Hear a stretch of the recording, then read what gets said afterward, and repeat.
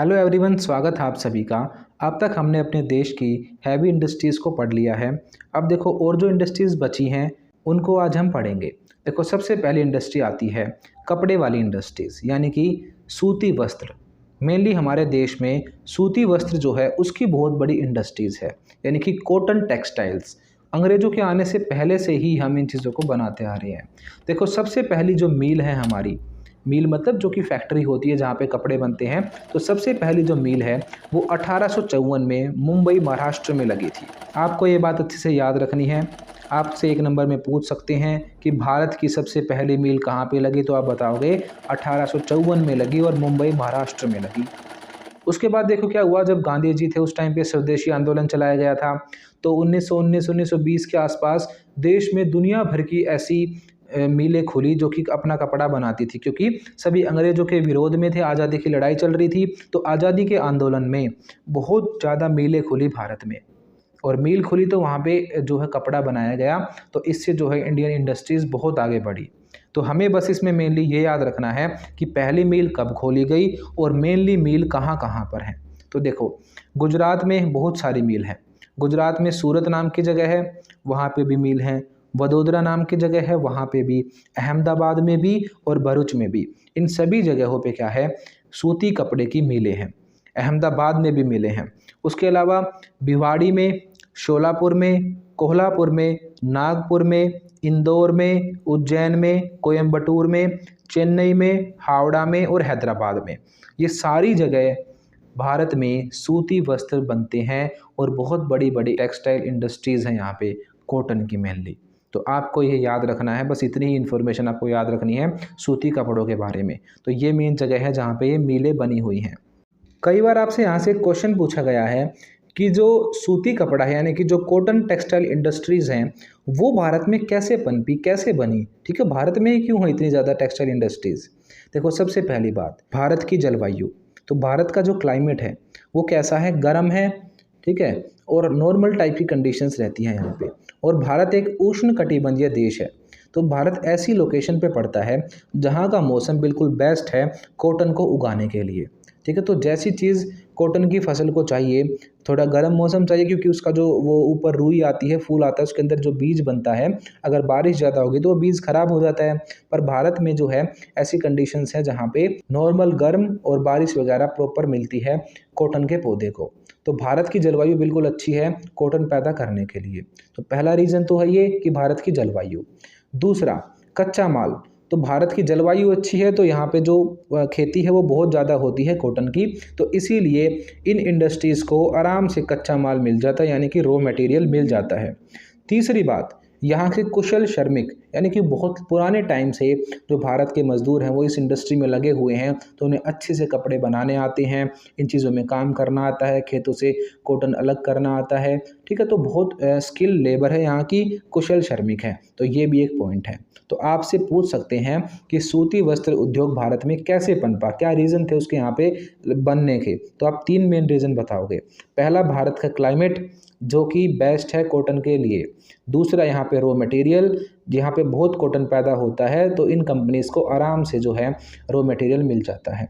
तीसरा, आप बताओगे कि यहाँ पे स्किल्ड लेबर है, कुशल श्रमिक हैं जो कि अच्छे से काम करते हैं। ठीक है, और उन्हें सारा काम ये आता है, बहुत ही सस्ते रेट पर बहुत अच्छे मजदूर यहाँ पे इन इंडस्ट्रीज़ को मिल जाते हैं, तो इनका काम बहुत अच्छे से चल जाता है।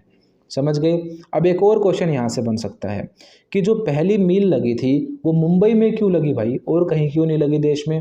देखो मुंबई महाराष्ट्र में पड़ता है, तो मैंने आपको भी बताया था कि पहली मील महाराष्ट्र में लगी। ठीक है, तो पहली मील महाराष्ट्र के मुंबई में लगी है। तो सबसे पहली बात, जो कपास है वो सबसे ज़्यादा पैदा ही यहाँ पे होता है महाराष्ट्र और गुजरात वाले एरिया में। तो रॉ मटेरियल बहुत अच्छे से मिलता था मुंबई में, इसीलिए मुंबई में पहली इंडस्ट्री लगाई गई।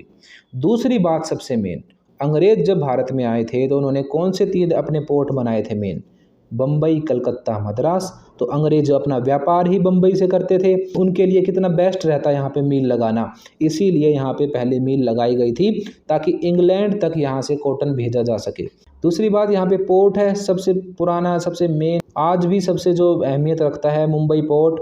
वहाँ पे कितना सामान इंपोर्ट एक्सपोर्ट हो सकता है, तो व्यापार उस टाइम पे तो सारा जहाज़ों पे डिपेंड था।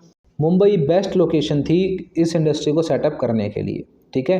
तीसरा देखो, हैवी मशीन्स जो इंग्लैंड से आती थी वो मुंबई में आप आसानी से पहुंचा सकते थे समुद्र के रास्ते, तो अंग्रेज़ों ने हैवी मशीन्स को मुंबई में पहुंचाया और यहाँ पे इंडस्ट्रीज सेटअप की। उसके अलावा मुंबई जो है बहुत पुरानी फिल्म इंडस्ट्री भी है, हर टाइप की यहाँ पे इंडस्ट्रीज़ थी, तो यहाँ पे पैसा था, यानी कि यहाँ पे कैपिटल थी लोगों के पास, यहाँ पे बड़े बड़े बिजनेसमैन थे, तो अंग्रेज़ों के पास भी पैसा था, तो यहाँ पे इसीलिए सबसे पहले कॉटन की मिलें लगी। क्वेश्चन क्या था कि मुंबई में ही क्यों लगी पहली मिल, ठीक है, तो यहाँ पे इंडस्ट्री सेटअप करने के लिए पैसा उपलब्ध था। फिफ्थ पॉइंट, यहाँ पे अच्छी लेबर थी, यानी कि कुशल श्रमिक थे, ये लोग अच्छा काम जानते थे कॉटन का, तो यहाँ पे आसानी से लेबर मिल जाती थी। सिक्स पॉइंट है जलवायु। अब यहाँ की जलवायु बिल्कुल अच्छी है कपास पैदा करने के लिए, ठीक है, तो महाराष्ट्र में बड़ा कपास पैदा होता है, तो इसीलिए यहाँ पे ये इंडस्ट्री सेटअप की गई। तो ये रीजंस थे जिनकी वजह से मुंबई में पहली बार कॉटन की इंडस्ट्री सेटअप की गई, ठीक है, तो इनको आप अच्छे से याद रखना, आपसे क्वेश्चन कई बार पूछा भी गया है, ठीक है, बहुत इंपॉर्टेंट ये क्वेश्चन है। अब आपको यहाँ पे एक चीज़ और पता होनी चाहिए कि जो ये इंडस्ट्रीज़ होती हैं ये दो टाइप से बटी होती हैं, और मेनली जो ये कॉटन की इंडस्ट्री है ये दो टाइप से बटी हुई है भारत में। देखो, पहला है संगठित क्षेत्र, दूसरा है असंगठित क्षेत्र। संगठित मतलब ऑर्गेनाइज्ड और असंगठित मतलब अनऑर्गेनाइज्ड। तो नाम से ही पता चल रहा है कि जो बड़ी बड़ी इंडस्ट्रीज़ होंगी जिनमें बड़ी बड़ी मशीनें होंगी, बड़े लेवल पे प्रोडक्शन होता होगा, ठीक है, बहुत बड़े लेवल पे मजदूर लगे होंगे, यानी कि जो बड़ी इंडस्ट्रीज़ हैं वो सारी की सारी संगठित में आएंगी, ऑर्गेनाइज्ड में आएंगी। और वो सारी इंडस्ट्रीज़ जो कि छोटी हैं, ठीक है, जैसे घर पे ही बनाते हैं, कुछ लोग मिलकर बनाते हैं, एक फैमिली मिलकर बनाती है, तो जो हाथ की मशीन से काम करते हैं, तो जब प्रोडक्शन छोटे लेवल पे हो, छोटी मशीनों से हो, तो वो अनऑर्गेनाइज्ड है, यानी कि असंगठित है। और जब प्रोडक्शन बड़े लेवल पे हो तो वो ऑर्गेनाइज्ड है, यानी कि संगठित है। बिल्कुल सिंपल सी बात है। तो ये दो सेक्टर आपको याद रखने हैं, आपसे 2 नंबर में पूछ सकते हैं कि संगठित क्षेत्र और असंगठित क्षेत्र क्या है, ये बताओ। अब देखो, कॉटन इंडस्ट्रीज़ हमने पढ़ ली हैं, तो कॉटन इंडस्ट्रीज़ आपके लिए बहुत इंपॉर्टेंट है।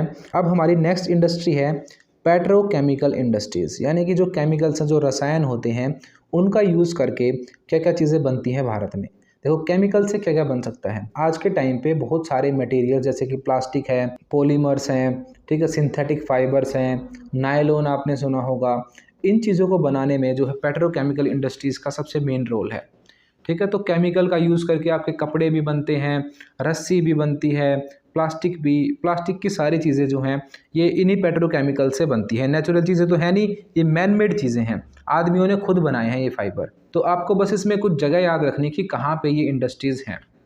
देखो, सबसे पहले यूपी में है पटाखा बनाने की इंडस्ट्री, यानी कि जो क्रैकर्स होते हैं आपके, वो यूपी में बनते हैं। उसके बाद गुजरात के वडोदरा में भी एक इंडस्ट्री है, और मुंबई में है NOCIL। इसको याद रखना है आपको बहुत अच्छे से। इसकी फुल फॉर्म है national organic chemicals industries limited, NOCIL, ठीक है। और ये देश में सबसे बड़ा प्लास्टिक का प्रोड्यूसर है, यानी सबसे ज़्यादा प्लास्टिक मेनली मुंबई में ही बनता है, NOCIL में, ठीक है। और एक्रिलिक जो क्लॉथ्स होते हैं हमारे, यानी जो कपड़े हैं, वो बनते हैं कोटा में और वडोदरा में, 2 जगह पे। तो दोनों को आप याद रखना, बस आपको इसमें मेनली ये पता होना चाहिए कि कहाँ कहाँ पे इंडस्ट्रीज़ हैं। उसके बाद देखो, अगला टाइप है हमारा ज्ञान आधारित उद्योग, यानी कि नॉलेज बेस्ड इंडस्ट्रीज़। अब नॉलेज बेस्ड कौन सी इंडस्ट्रीज़ होती हैं भाई? तो जो ये नॉलेज बेस्ड इंडस्ट्रीज़ हैं, इनमें कौन सी इंडस्ट्रीज़ आती होंगी? सिंपल सी बात है, जो भी नई नई टेक्नोलॉजी, इनोवेशन, इन चीज़ से रिलेटेड इंडस्ट्रीज़ होंगी वो इसमें आती होंगी। जैसे कि ICT, information and communication technology, softwares, internet, और जो भी नए नए आविष्कार होते हैं वो सारी की सारी क्या हैं? नॉलेज बेस्ड इंडस्ट्रीज़ हैं। यहाँ पे कोई प्रोडक्शन नहीं होता, पर नॉलेज से ही चीज़ें बनती हैं, ठीक है। जैसे कि इंटरनेट है, ठीक है, वहाँ पे कुछ प्रोड्यूस थोड़ी कर रहे हैं, पर वो ऐसी चीज़ है जो कि आज एक इंडस्ट्री के रूप में बहुत बड़े लेवल पे फैली हुई है। तो सबसे पहले आपको याद रखना कि इंडिया ने न्यू इकोनॉमिक पॉलिसी कब अपनाई? तो इंडिया ने 1991 में न्यू इकोनॉमिक पॉलिसी अपनाई थी, जिसे हिंदी में बोलते हैं नई आर्थिक योजना, ठीक है। ये 1991 में अपनाई गई थी, और इसके बाद भारत में बहुत सारी इंडस्ट्रीज सेटअप की गई।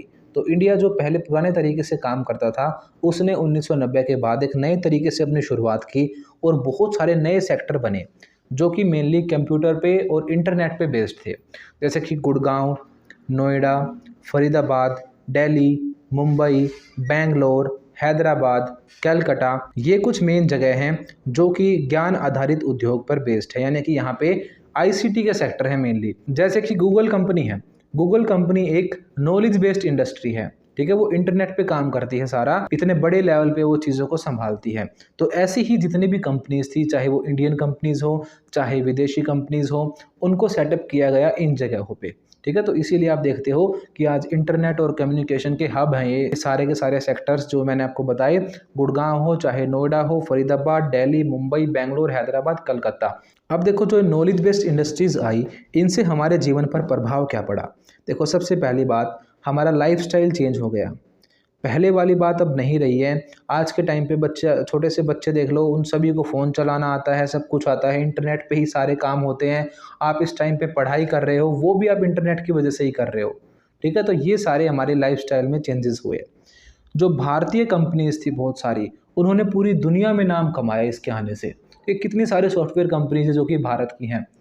उसके अलावा यहाँ पे एम्प्लॉयमेंट बढ़ा, पूरा नोएडा, गुड़गांव, फरीदाबाद, मुंबई, बेंगलोर, हैदराबाद, कलकत्ता, ये सारी जगह भरी पड़ी हैं बिल्कुल। यहाँ पे कितने सारे लोग काम करते हैं, तो उन सभी को क्या मिला, रोजगार मिला, ठीक है। और इंडिया में इंफॉर्मेशन और टेक्नोलॉजी में जो है वो ग्रोथ हुई। तो ये सारे फायदे हुए हमें नॉलेज बेस्ड इंडस्ट्रीज बनाने के। एमएनसी कंपनीज भारत में आई, उनसे क्या हुआ, रोजगार मिले यहाँ पे लोगों को, ठीक है। विदेशी करेंसी भारत में आई, ठीक है। तो बहुत सारे फायदे हुए हैं हमें नॉलेज बेस्ड इंडस्ट्रीज़ को लेकर। तो जितनी भी सिटीज़ के मैंने आपको नाम बताए, आज के टाइम पे ये इसी वजह से बहुत डेवलप भी हुई हैं। आज हमने मेन अपनी इंडस्ट्रीज़ पढ़ ली हैं। अगली जो वीडियो आएगी उसमें हम भारत के और जो मेन औद्योगिक प्रदेश हैं, यानी कि कहाँ कहाँ पे इंडस्ट्रीज सेटअप है भारत में, वो पढ़ेंगे। देखो चैप्टर थोड़ा सा लंबा है, ठीक है। अगर आप इसको 2-3 बार देख लोगे तो आपको बहुत अच्छे से समझ में आ जाएगा। वो सब चीज़ों को अच्छे से समझो, 2-3 बार पढ़ो, फिर आपको चीज़ें याद होने लगेंगी। मैंने आपको सारी चीज़ें डीप में समझाने की कोशिश की है। अगर आपको वीडियो अच्छी लगी है तो वीडियो को लाइक कर दो, चैनल को सब्सक्राइब कर लो, और जो हमारे बाकी टॉपिक्स बचे हैं वो हम करेंगे नेक्स्ट वीडियोज़ में। अगर आपको ज्योग्राफी के हैंड रिटन नोट्स पीडीएफ चाहिए तो हमें इस नंबर पर व्हाट्सएप करें। आपको सिंपली इस पर 12th ज्योग्राफी नोट्स लिख के मैसेज सेंड करना है। आपको नोट्स बहुत ही नॉमिनल प्राइजेस पर मिल जाएंगे। अगर आप अदर सब्जेक्ट्स के भी चाहते हैं तो आपको 12th लिख के आगे वो सब्जेक्ट मेंशन करना है। जैसे आपको हिस्ट्री की चाहिए तो 12th हिस्ट्री नोट्स, पॉलिटिकल की चाहिए तो 12 पॉलिटिकल नोट्स लिख के मैसेज सेंड करना है। And other details you will get on WhatsApp. Thank you.